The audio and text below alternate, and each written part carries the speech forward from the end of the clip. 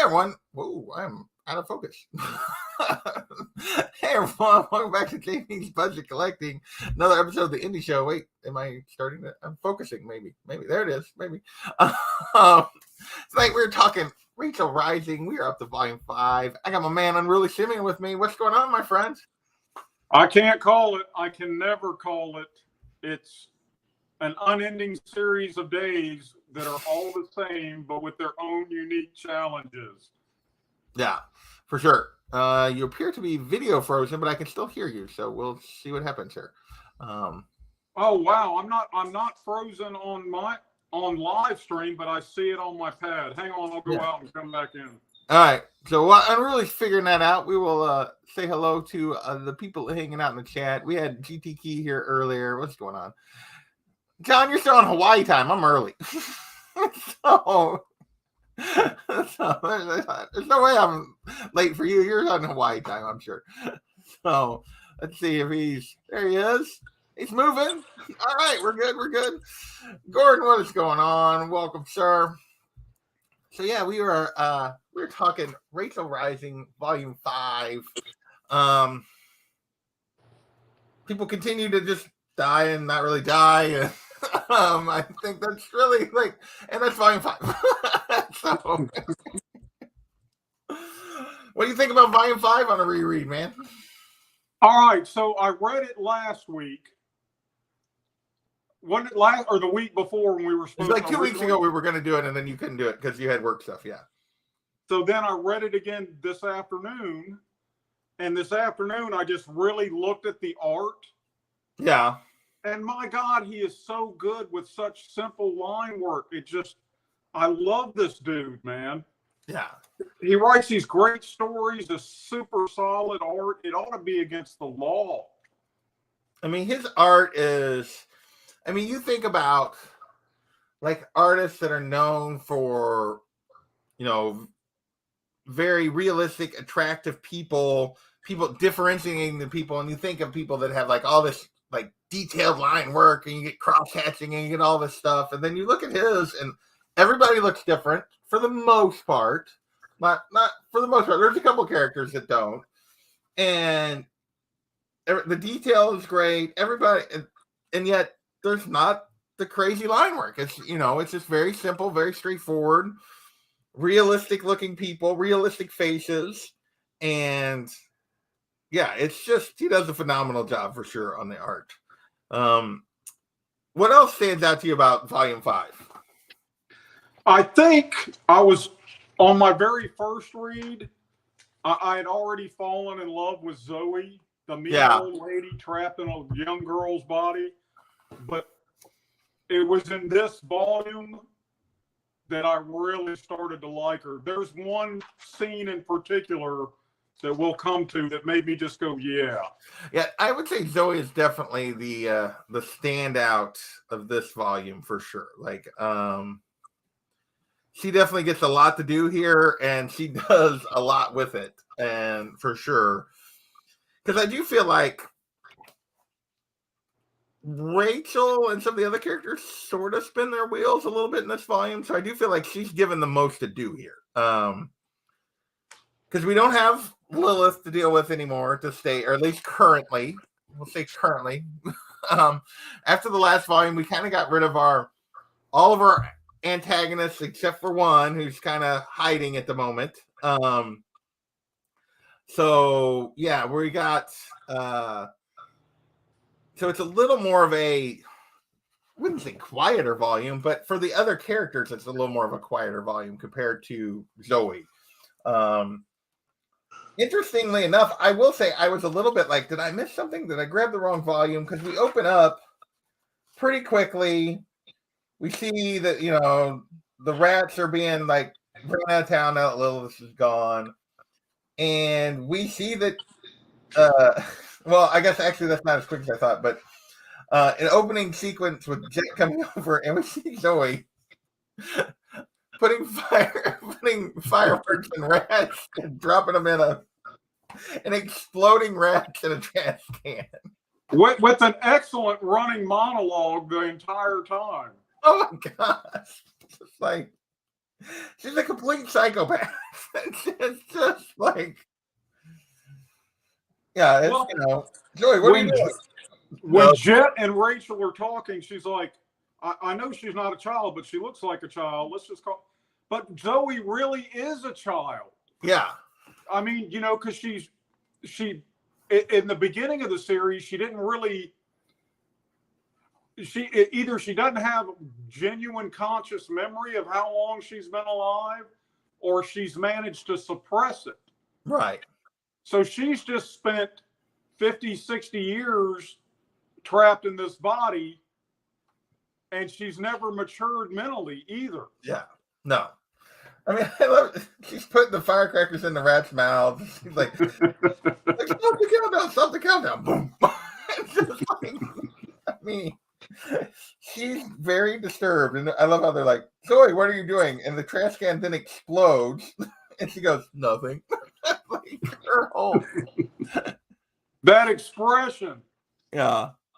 It'll focus on it. Probably won't. But yeah, it's just... Yeah, it's just ridiculous. And I love how they're like, you're burning. They're humanely disposing on them. She's like, no, they're not. They're burning them alive. Well, it's better than this. She's like, you think? And she's like, okay, sorry, guys. Like, right out. And then she just lights them up fire. Like, and I love how she does the walk away from the explosion, The action hero walk away. Yeah, she does the action hero walk away after she just like dumped a whole bunch of rats with. I mean, it should be extremely disturbing, but at this point in the story, it's just like, yeah, that's Zoe. Like, it's on the list of things that she has done that is so minor, it's not even funny. Hey, backseat driver, what is going on, my friend? Haven't seen you for a while. Welcome, sir. Welcome. We are talking a little Rachel Rising here, a little Terry Moore, and we are talking about our favorite little psycho Zoe at the moment, and her, yeah. But then we get immediately Johnny's just back. We didn't see how they pulled it off. We didn't get to see any of that. That's why I was like, did I miss something? Did we miss the issues where she they brought her back? They were supposed to, but then we followed Rachel and them up to the wolves and all that kind of stuff, and we didn't actually see any of that. So she's just back. So, and having trouble, but having trouble dealing with, but we find out that rather quickly that Carol isn't responsible for all of them dying, for getting poisoned. It appears someone has tried to frame her, which we haven't seen. So, it's okay. I'm always behind. So that's what this whole series is about, is me catching on stuff that I missed. So, and you were missed, my friend. You were missed for sure. So what do you think of this little twist here? We get Johnny alive finally again, but finding out that Carol was not the reason that they all almost died. And Carol did die. Well, you know what? I never believed it for a minute, even on my first read. I knew there was something else coming. Right. It did seem odd on the original read, although I believed it because she did come across as very religious and very and I could see okay, she was more of a religious zealot. But I was like, if she was that much of a religious zealot, why was she with Johnny to start with? Because Johnny clearly was not, and so it came across as believable to me at the time, but now it definitely makes more sense that it wasn't her. And I love how they're, and I love this is where Zoe comes in. I feel like she shines in this issue because they're all trying to figure out what's going on, and she's just no, I wasn't Lilith. She just knows. Like you said, she's this little kid, and yet she knows so much more than they do about what's actually going on, pretty much all the time. What's the worst thing we could do to him? Give him to Zoe. Oh, yeah. Thank you. Yeah. She's just woohoo. She's a little kid with the sword of Satan concealed on her person. Yes, like literally, the literal sword of Satan concealed on her. And then we get, Johnny, who still, I love this whole sequence because Johnny still doesn't believe in the supernatural at all. Like, all this crap is happening. And she's so like, no. And Rachel, because Rachel's got this, like, magic mud potion that she's going to do to heal all her wounds. And Johnny's like, that won't work. And like, after all the crap she's seen, like, literally, Rachel has a hole through her at this point. And has been dead twice that Johnny knows of. I think three. Well, and Jeff's been dead like 3 times at this point. Like, and they're both still kicking. And yeah. And then, and I love how like they're all putting the stuff on their scars and getting rid of stuff. And they're like, and Earl's like, Zoe, do you have any scars? None that show. Hey, Kenneth, what's going on, man? And then she just goes back out and sits by the fire that is burning. That has to smell awful. I mean, could it smell worse than that? Because it's hair, and it's not just hair, but it's rat hair, and it's got to be like the worst. And she's just like out there smiling and like, none that show, but inside I'm a mess. Like, really? You think? So, and then we see like all the crows feasting on the rats, and we come back, and then Johnny wakes up, and it's like, and she's all better, and still like, how did you do that? It's a medical breakthrough. You're a genius, Like, no, it's not. It's magic. It's what you've been seeing for 5 volumes now, Johnny. Catch up to speed. You know me, I need proof. You're standing on it.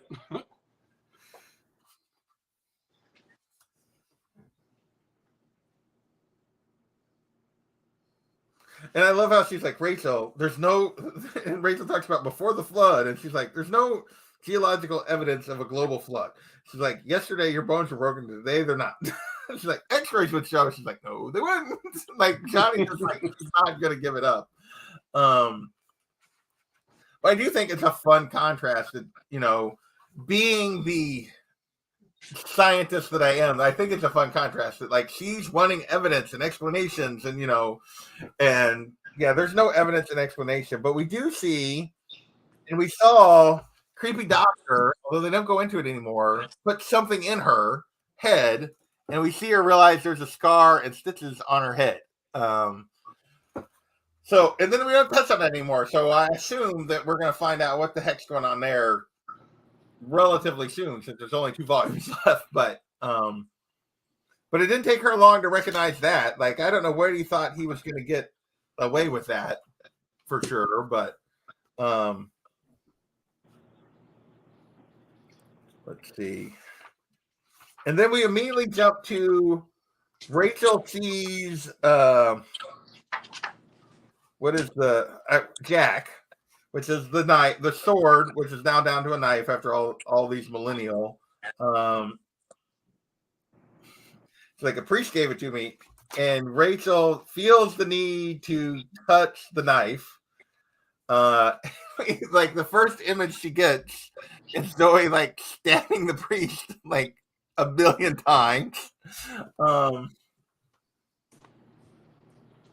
And then it's Jack himself. Yeah. And then it's Jack himself. And she just keeps going back, which is like, really? Why would you do this to yourself? And I love how Rachel's like, after she touches it, she's like, Zoe, this knife. And Zoe's like, I know. It's perfect. It's like, but then you get, after Zoe leaves the room, like you get Rachel basically sees like the history of this blade. And really what it is, and so what?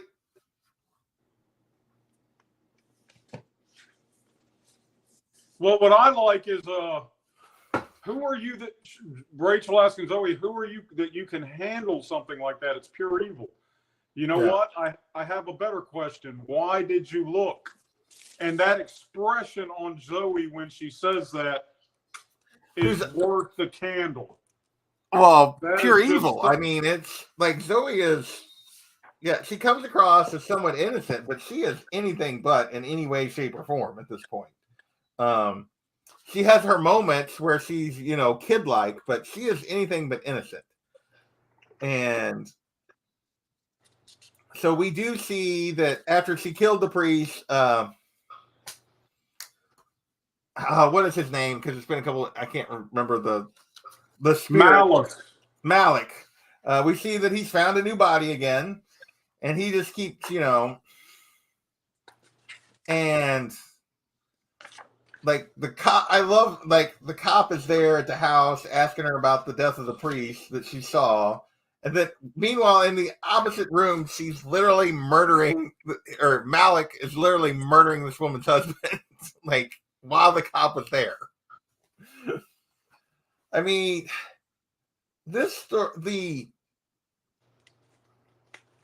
I have to give Terry more credit because, like, the level of violence and just horribleness that is in this story. And yet it's all done with not a wink and a nod, like, oh, haha, funny, it's all taken very seriously, yet he managed to keep the tone of the series as a whole, where it's not a turn up. It's not a, like, this could be super, super depressing to read. Right? Am I wrong when going here? Like, you see this little kid who's literally a mass murderer that we're laughing about. You see this Malik that invades these innocent people's lives and just kills anybody and everything. We've seen Lilith try to destroy this whole town. I mean, we've seen just some horrible, horrible ways that people have been murdered and killed. And yet, Terry Moore has a way of making it where you still care about these people, you're still invested in them,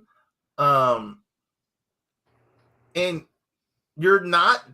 It's not a depressing read. And, do you get where I'm coming at with this? 100%. You're describing it to a T, and this is. I've read everything he's written now, and he can delve. He's just good at exploring every aspect of being human.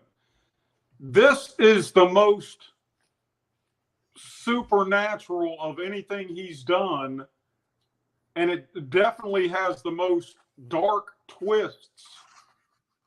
Well, I mean, it's super dark. It's just insane how awful it is, and yet it's not awful. And I don't understand how, like, as I read this, I don't understand how I get by with this. And I think part of it is what we were talking about earlier. The art is very realistic, simple and realistic.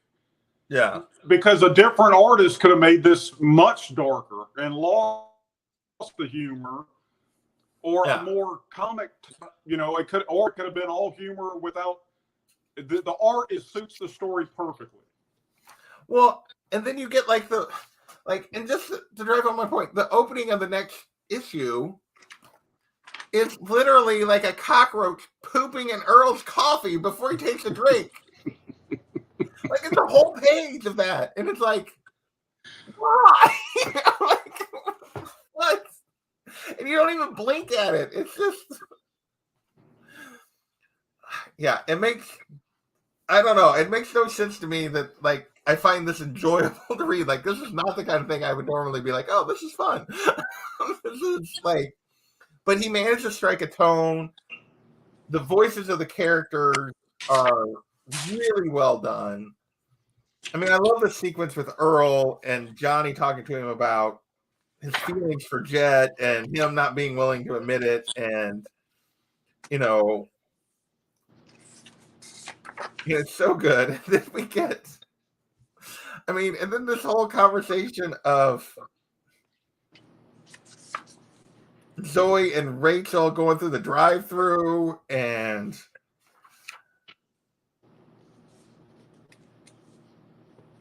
Rachel just casually dropping, well, somebody wrapped a rope around my neck, strangled me, and left me for dead, buried in the woods. How are you doing?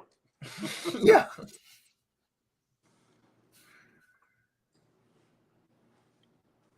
Right. He's like, I love his response. It's Jesus. She's like, I don't think it was him. Do you have any ketchup? I think that's Zoe rubbing off on her. It clearly is, like, because that's the kind of crap Zoe would say. And it's like, and he just goes back to regular or spicy, you know. But you're okay now, right? And she's like, no, Rooter, I'm dead. Did they catch the guy? She's like, I didn't report it. Like, and you know, when she leaves, she's like, what the hell conversation did I just have? So, I'm trying to think what else. And then we see like Zoe, and if we're not reminded, is Zoe stumbles across a guy she went to school with, who's now like 50, you know, and she's still a little kid, and he recognizes her, which is sort of crazy, but I get how she'd be hard to get.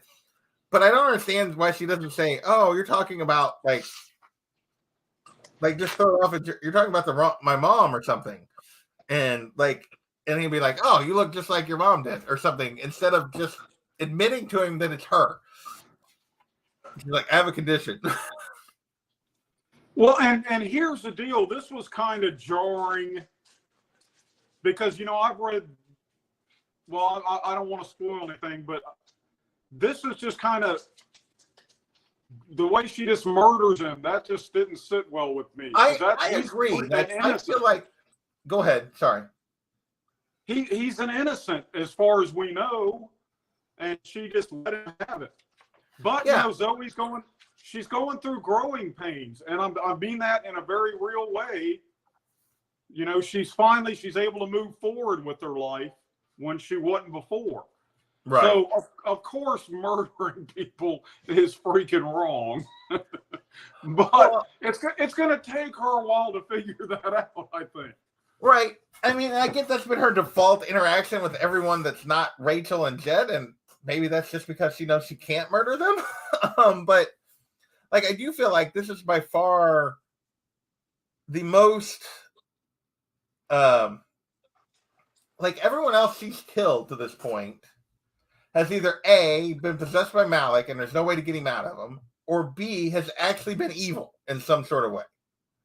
Like, and so this is, like you said, this is the first innocent, and this is really rather, I do think this is a much more jarring death than a lot of the others, because she's just like, and she's super nonchalant about it. Like, she's just like, okay, jackpot, you know, like, he's genuinely interested in her. He clearly remembers her. He clearly, like, which tells me he had, you know, like, strong feelings for her as a kid. Like, I mean, it could have just been friendship or whatever, but he liked her enough that he can remember, like, you look exactly the same 45 years later or whatever the heck it is. And she just murders the dude. And it's like, wow. You know, I'm trying real hard to think. I don't know that I would recognize anyone that I went to school with prior to like junior high. Yeah, I would have a hard time for sure. So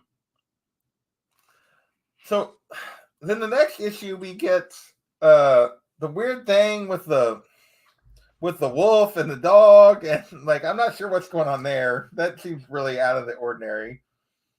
But we get Rachel and Zoe back on top of the building, and Rachel's now suddenly very focused on like the person that killed her to begin with, which she had not really been dealing with to this point. Hey, Comic Vet, what's going on? So I did feel like this was a big swing, and I do like that she suddenly like,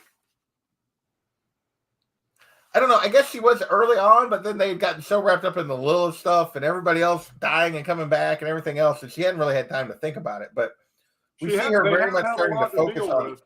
What? Go ahead. They have had a lot to deal with. They have had a lot to deal with, but I do love that at one point, like Zoe's basically calling her fat. and then manages to almost fall off the roof, and then it's completely at Rachel's mercy.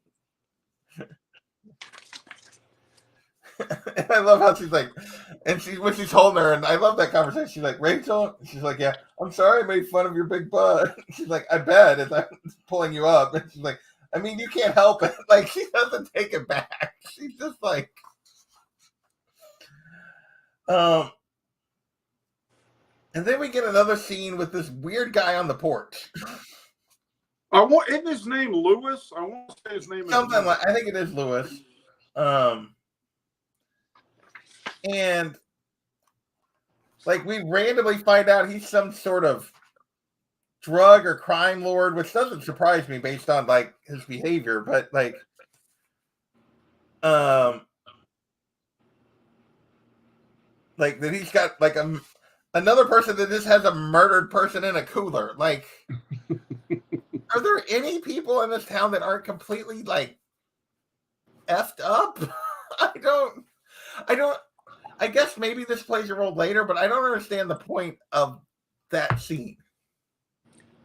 Well, I think he's just an interesting character that Moore wanted to throw in. Okay. Because he's just, yeah, it's just sort of a weird thing, I guess.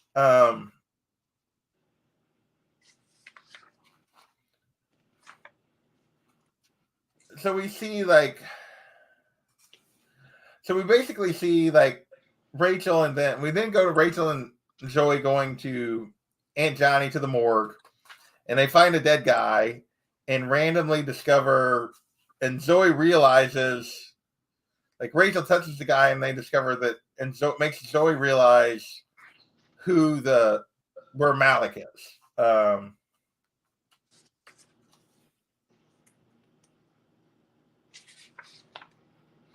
And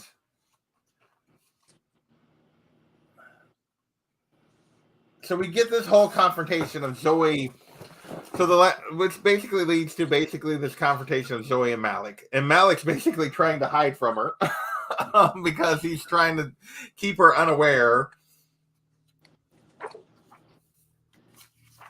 But Zoe stakes her out. Yeah.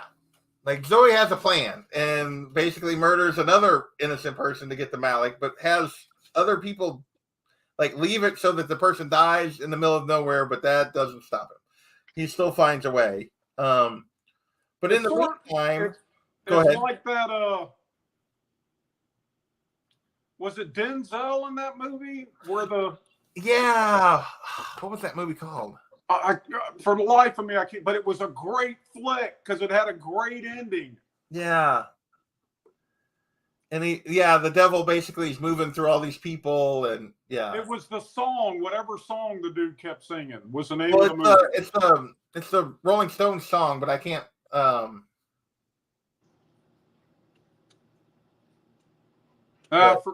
hit us in a minute.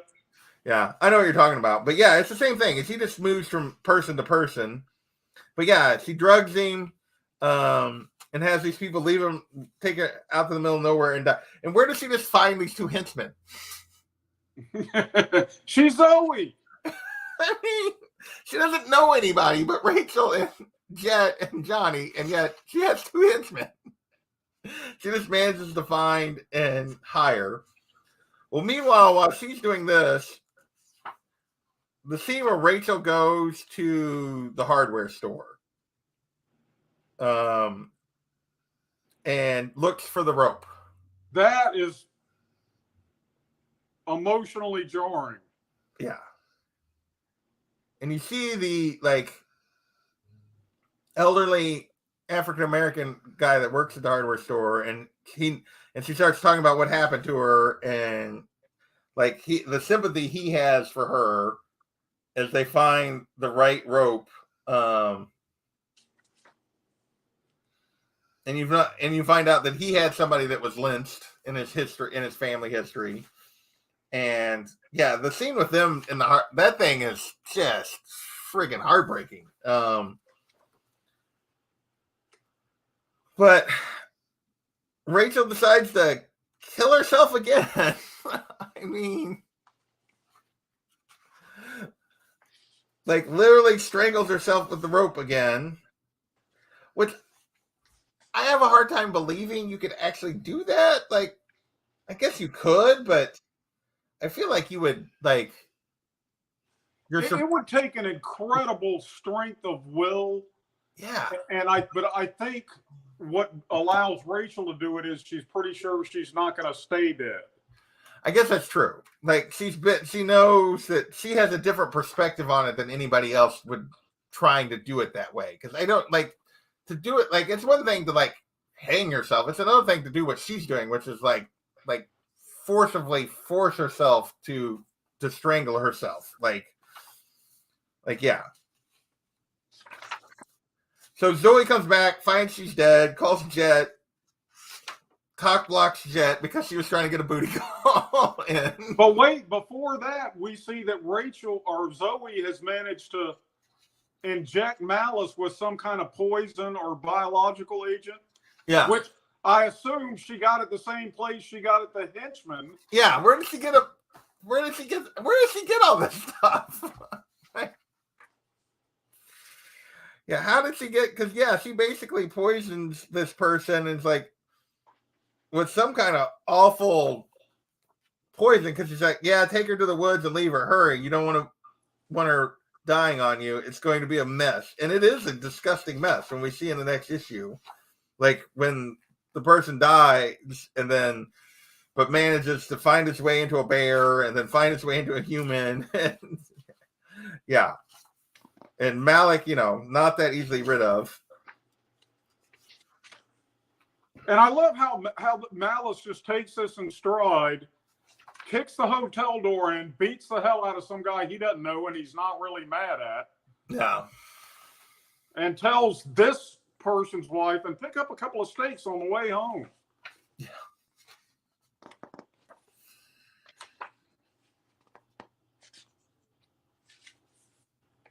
He's like, "Ooh, this body's out of shape."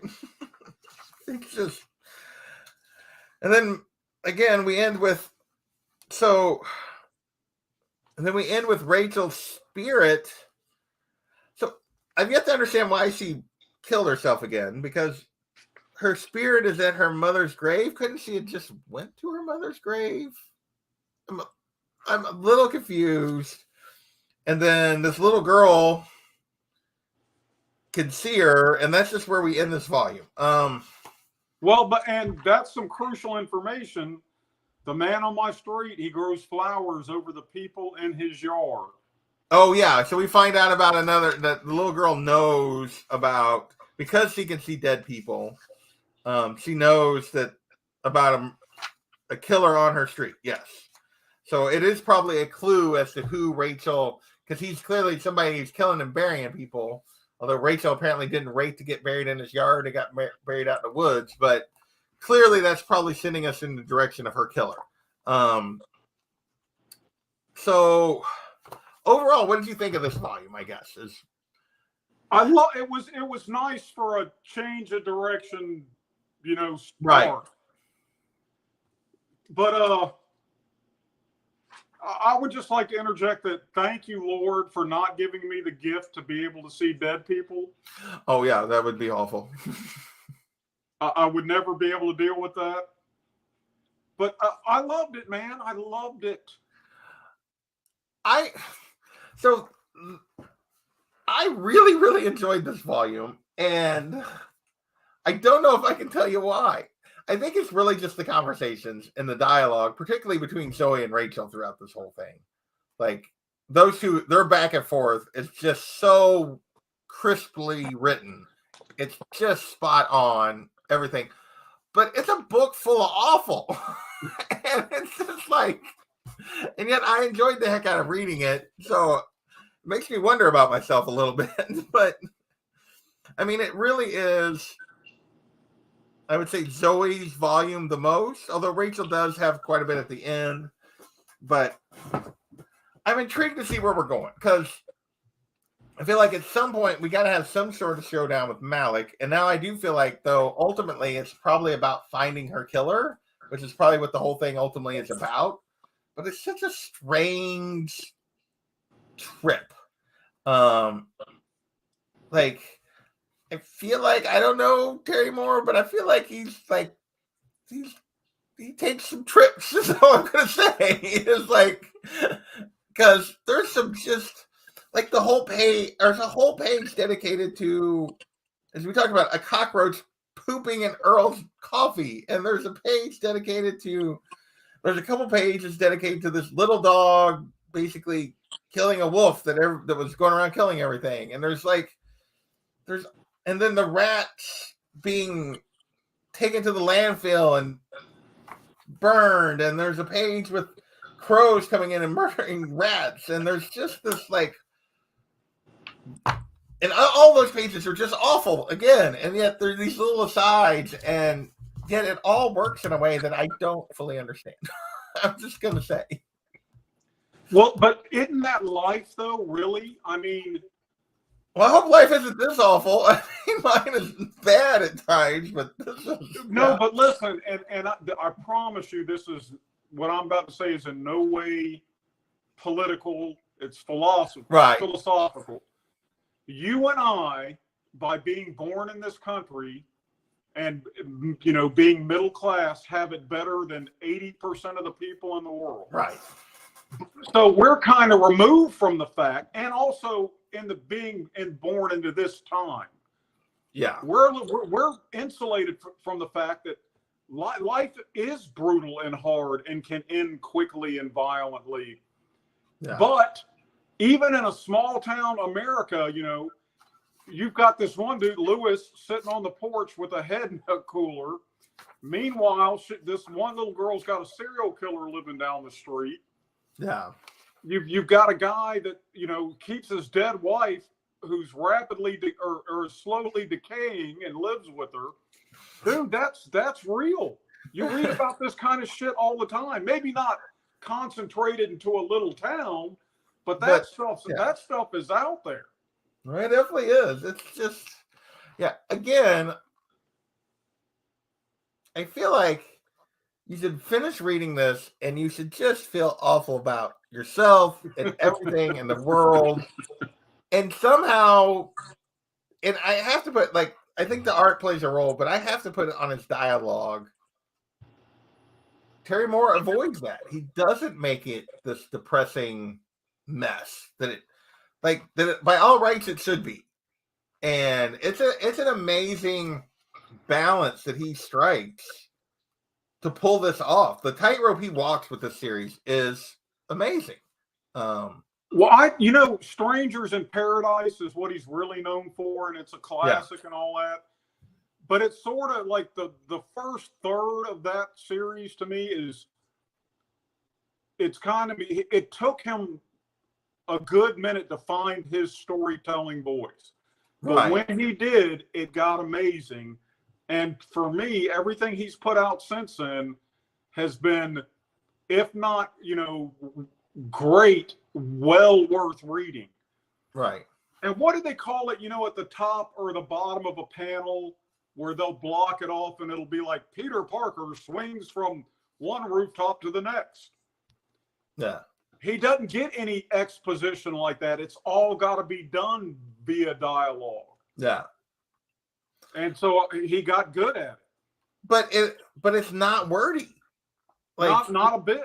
He goes pages with almost no dialogue. I mean, don't get me wrong. There's pages where there's a lot of dialogue, but it's a quick read. It's not, yeah. And the characters also don't drop any of that exposition. A lot of people that avoid, like you're talking about the little exposition boxes that like we get in a lot of comics, they avoid those, but then they basically have the character do an exposition dump. Well, if you recall 2 weeks ago when we were hijacked by motherfucker, why are you telling me that? I was there. Yeah. Yeah. I hate that. I hate that with a passion. Yeah. And these characters don't do that. That's what the one thing I hated about Marvel and DC in the 70s and 80s. You had at least one page dedicated to one character explaining to another one what happened in the last 6 issues. Because they couldn't count on you to have read it, so they couldn't have you, couldn't count on you remembering what you read last month. So we're going to explain the whole storyline that you've had up to this point. Yeah. Super annoying. But his dialogue is classic. Yeah. I think in popular fiction, I don't know about literature, Elmore Leonard. Right. If you've seen Justified, that was based on one of his characters. Born Identity or no, not. That's Ludlum. Oh, that's Ludlum. You're right. But he's written Get Shorty was Elmore Leonard. Get Shorty was Elmore Leonard. And Jackie Brown was an Elmore Leonard book called 52 Pickup. And I promise you, and you know what a master of dialogue people consider Tarantino? Yeah. He took whole pages of dialogue straight from Elmore Leonard. He is the best at hard-boiled fiction dialogue. Yeah. Terry Moore is a master at regular people comic book dialogue. Yeah. No, he definitely is. All right. Well, any final thoughts before we wrap this up tonight? No, I'm ready to finish this puppy because I have not read ahead. What do you mean you haven't read ahead? You've read the whole thing, right? Yeah, but I mean, not recently. Not recently. Okay. Well, we will definitely come back to it here in a couple weeks for sure. We won't be too long. We'll jump back on this sucker because we only got 2 volumes left. I want to thank Comic Vet for stopping by. That old comic smell, Gordon, who had to bail because he's like, this is too scary. Some people don't like horror. I generally don't. This doesn't, but I don't. This is completely horror, but it doesn't read like horror to me, and it's crazy. Hey, Kenneth, backseat driver, thank you for stopping by. Glad to see you, my friend. I know you've been out of things for a while, but glad you're here. So thanks to everybody that stopped by. And with that, Unruly and I are gonna peace out. Later, everybody. Bye.